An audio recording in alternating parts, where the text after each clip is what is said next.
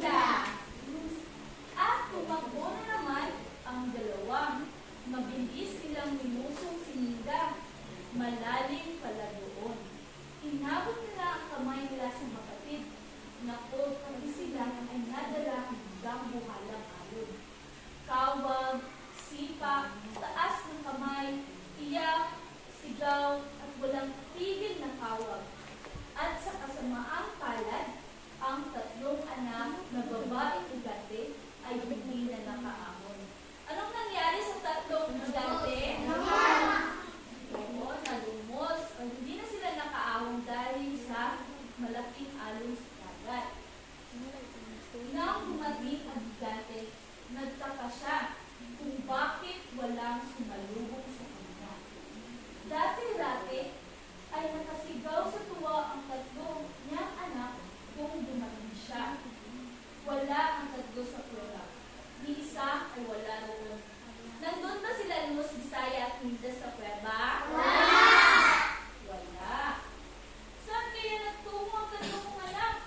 Tanong niya sa sarili. Saan kaya? Luz, Bisaya, Minda? Walang sagot. Hinanap niya sa paligid, wala roon. Pinuntahan niya ang ilang malalapit na pulo ni Anino.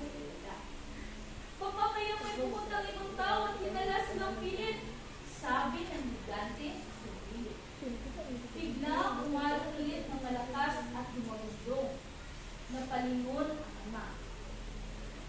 At nabuo sa isip niya na baka nalunod ang dasgo.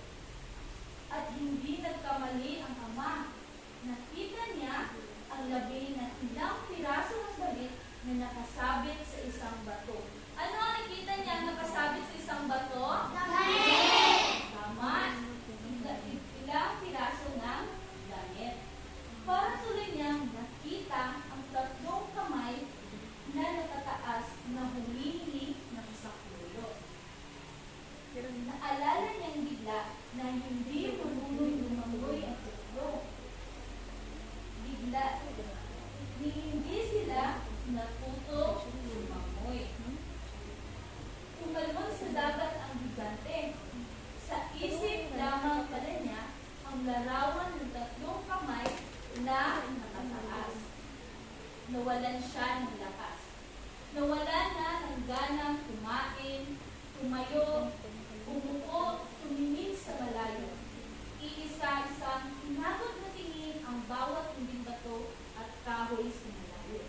At sa bago na tungkis, napahilig sa isang bato at tuluyang matulog. Anong ginawa ng isang higante? Natulog! Tama, siya ay natulog. Mahabang pagkatulog ang nagawa ng kawawang higante. Na magising ang higante, sinusot niya ang kanyang mga mata. May nakita siyang wala roong dati. Tumayong bigla at inigdang mamigit. Ano ito? Saan galing ang tatlong pulong ito? Sila kaya ang tatlong ito? Tanong si sarili. Lalong lungkot ang naramdaman ng amang higante. Ang tatlong pulong ito, sina Luz, Bisaya at Minda ito, ang sabi niyang lakas. At buhat noon, tinawag na Luzon, Visayas at Mindanao ang tatlong pulong. Dito nagmula ang bansang Pilipinas, nasa gawing timog